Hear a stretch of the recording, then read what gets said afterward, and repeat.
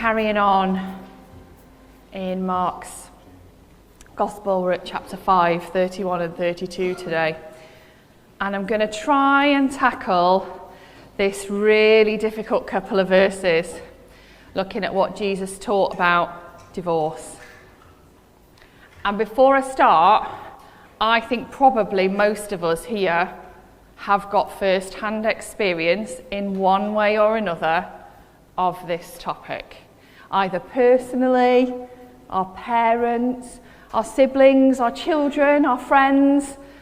I think just about every one of us will have somebody who's been through this situation. So it's common. Divorce rates are currently estimated at 42% of people who get married. And I want to start by saying every single divorce is tragic, isn't it? Because it marks the end of a love relationship. Because marriage starts with promises. And I don't think there's a single person who gets married and says their vows thinking, I'm just going to see what happens, I'm going to give it a try.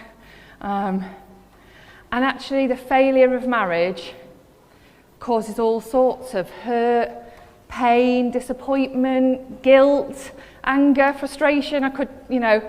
I could carry on with any number of descriptive terms to describe what happens, and it makes divorce and this whole subject really tough.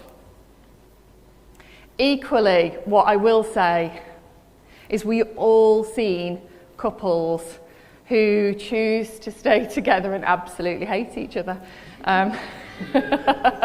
And equally, I want to say, one of the commentators said, there is no unhappiness as poignant as an unhappy marriage.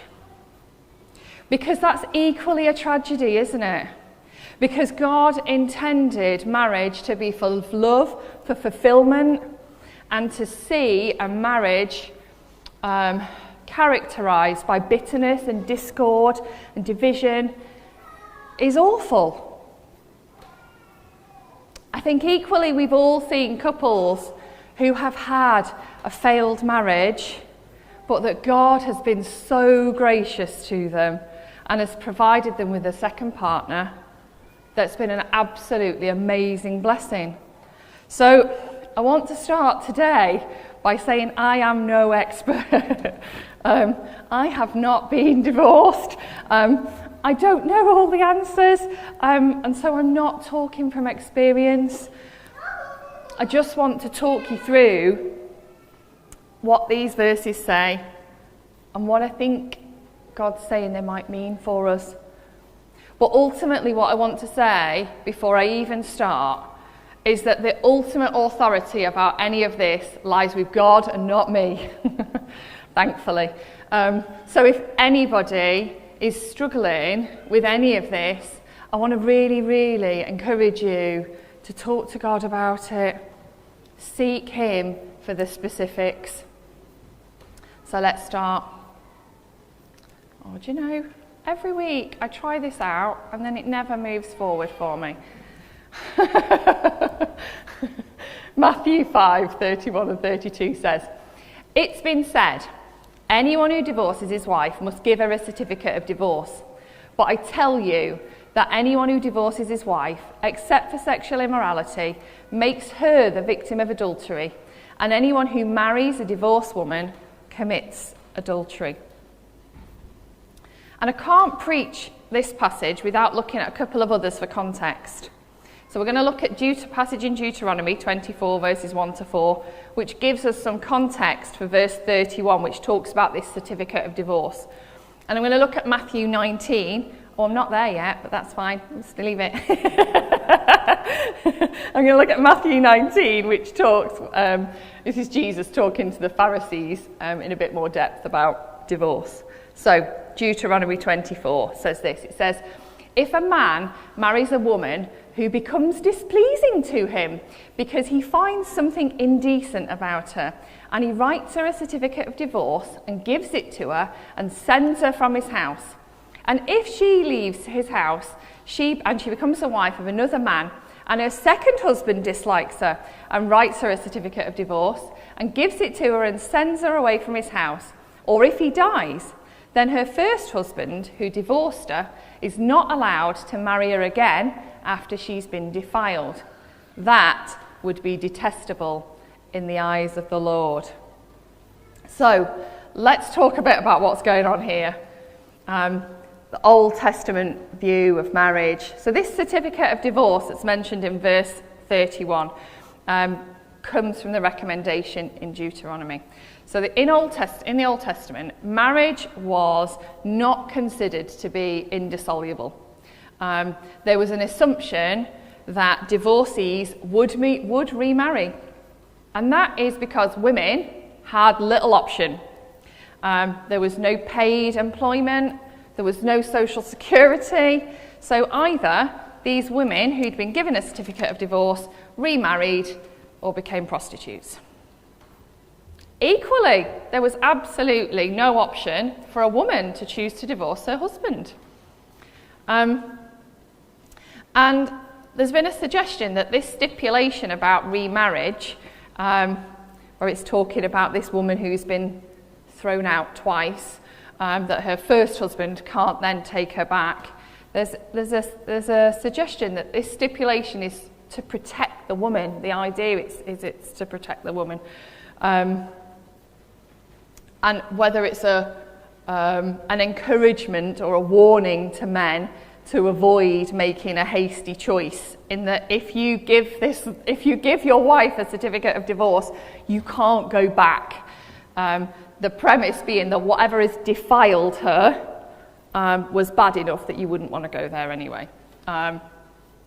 However, at the time when Jesus was preaching, there were two rabbis that were preaching different interpretations of the passage from Deuteronomy. So there's this first guy, Rabbi Shammai, who basically said that this something indecent that the woman has done to get a certificate of divorce had to be a sexual sin. At the same time, Rabbi Hillel was saying, actually, this something indecent could be actually almost anything.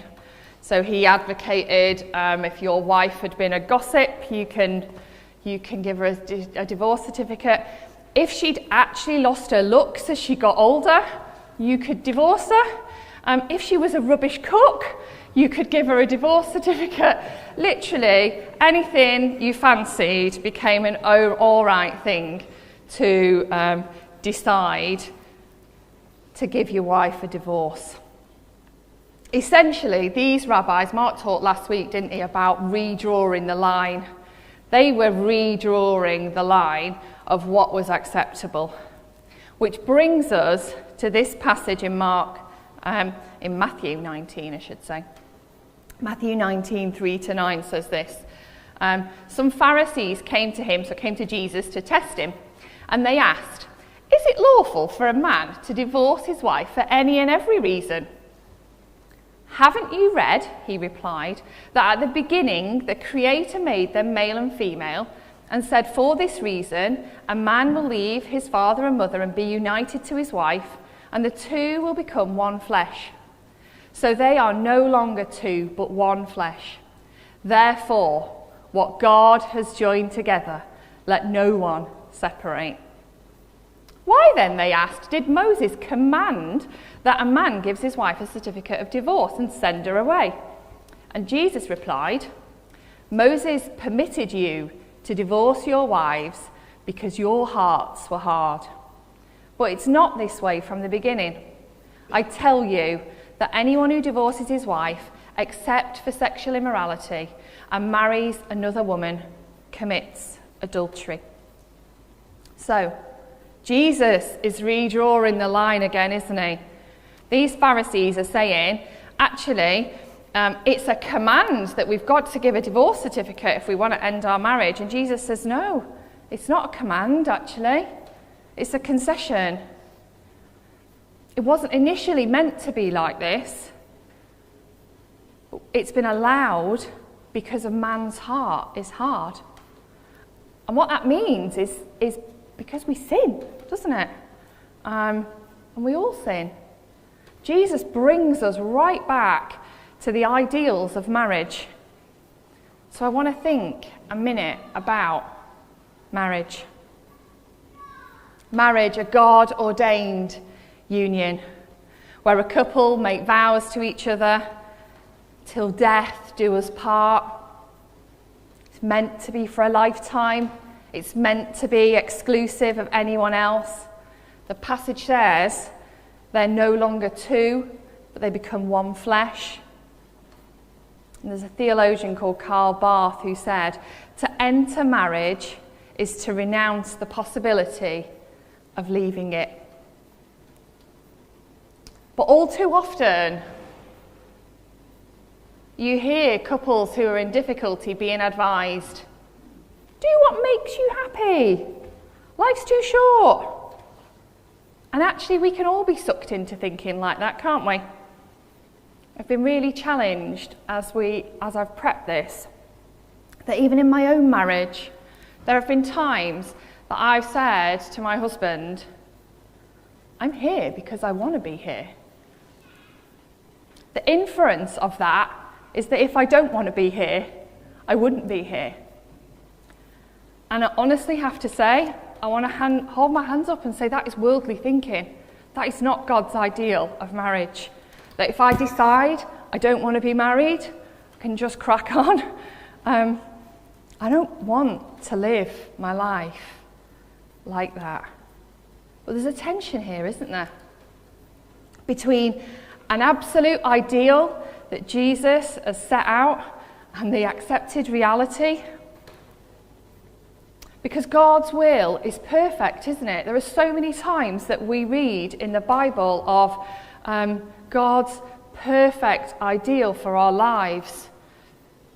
So many times that we read that and think, wow, that's too high a standard. And it is, because we all sin. Divorce is a really, really obvious example of that though, isn't it? Where if we fall short, everybody knows.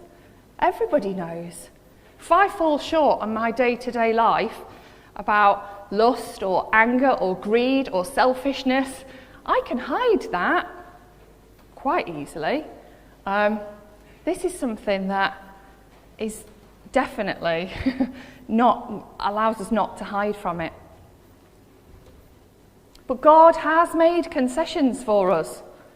He does say that the marriage bond can be broken if adultery's happened. Equally, I want to say that that is not carte blanche.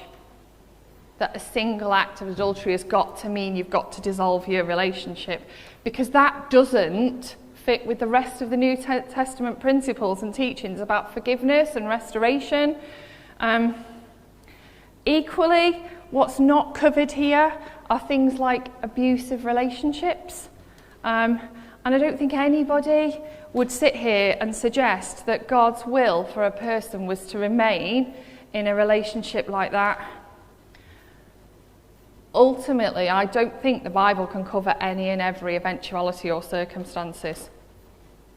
But as Jesus is saying to the Pharisees, actually look at the ideal.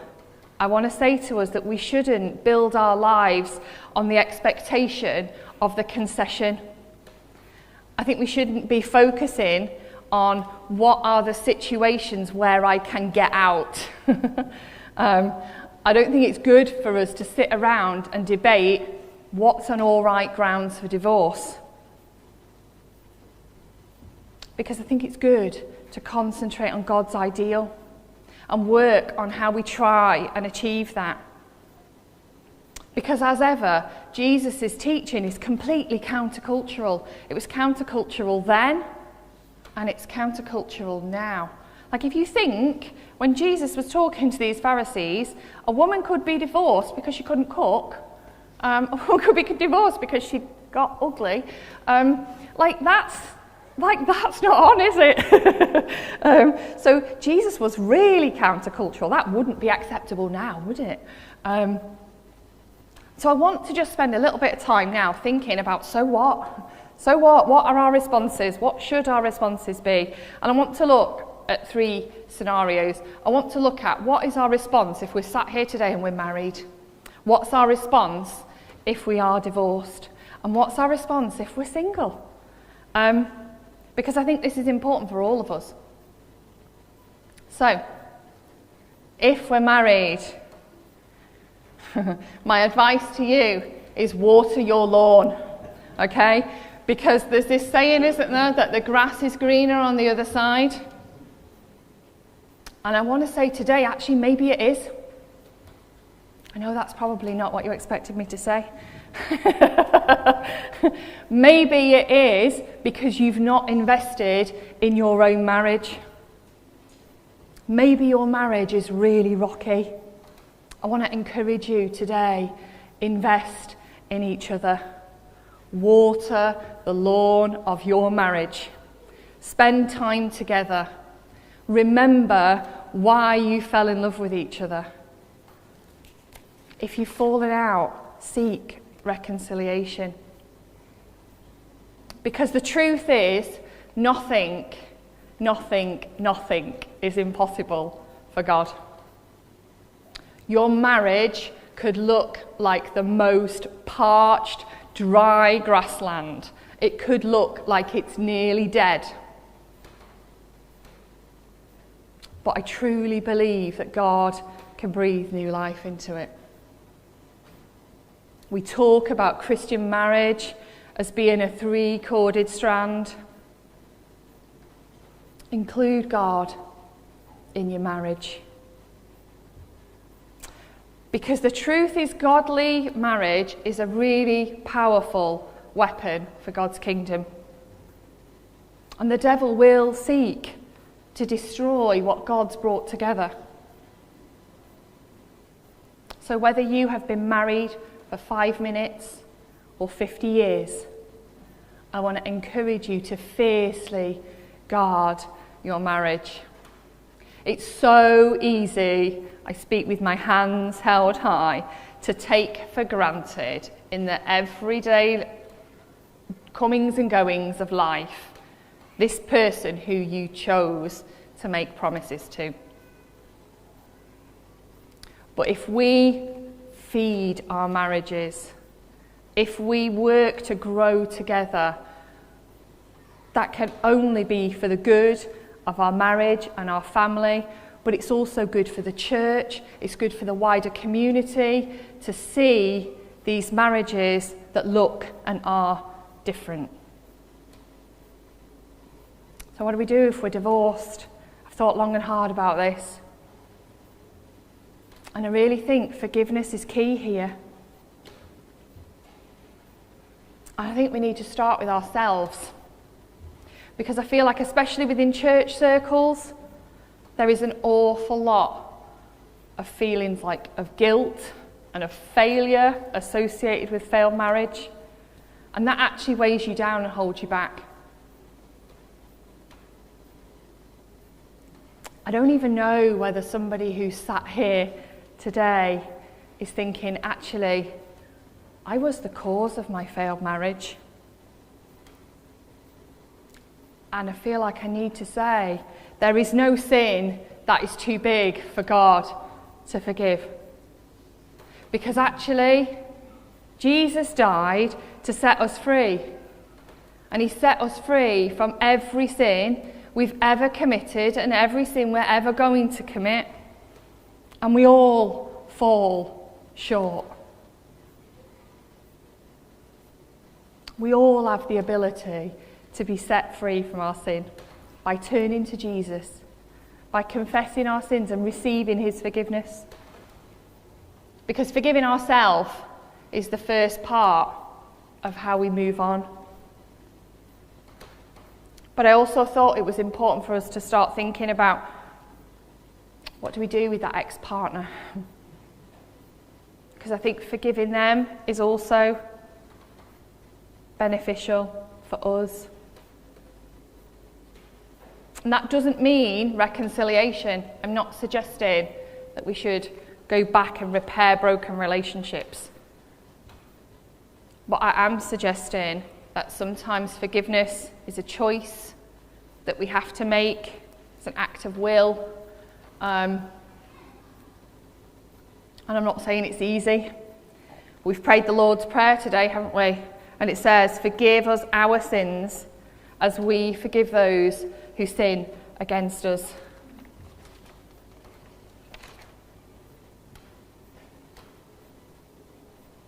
And what do we do then? Last one. Go on, Sam.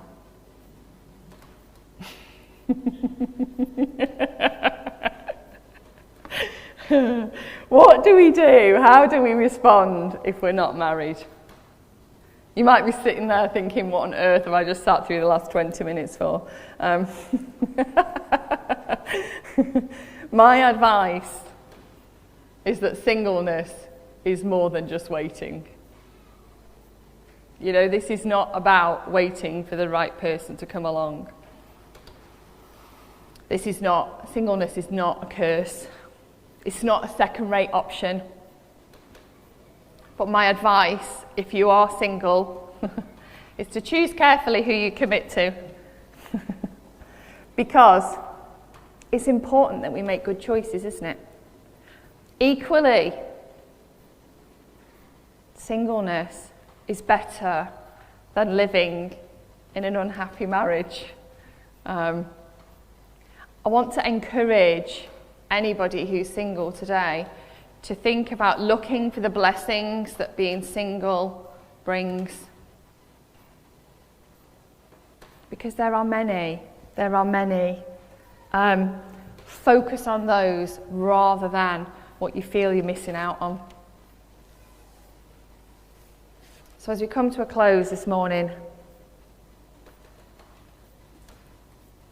I think, well, we all know, don't we? Divorce is everywhere. And it isn't God's plan in an ideal world. I think as Christians, we need to ask God to give us wise advice. We need to involve him in our marriages. We need to ask him to strengthen our current marriages, and we need to choose to work on them and not take things for granted.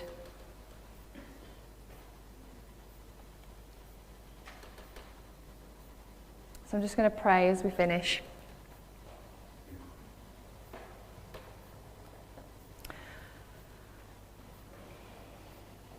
Lord, thank you that your ways are higher than mine. Thank you that you are perfect. Thank you, Lord, that you do set us standards to live by. But thank you so much that there is forgiveness at the foot of the cross, that as we live our lives and we mess up like we do on a daily basis, Lord, thank you that we can come to you, that you are gracious, that you forgive us. Lord, equip us to live lives that are worthy of the call that you have called us to. Amen.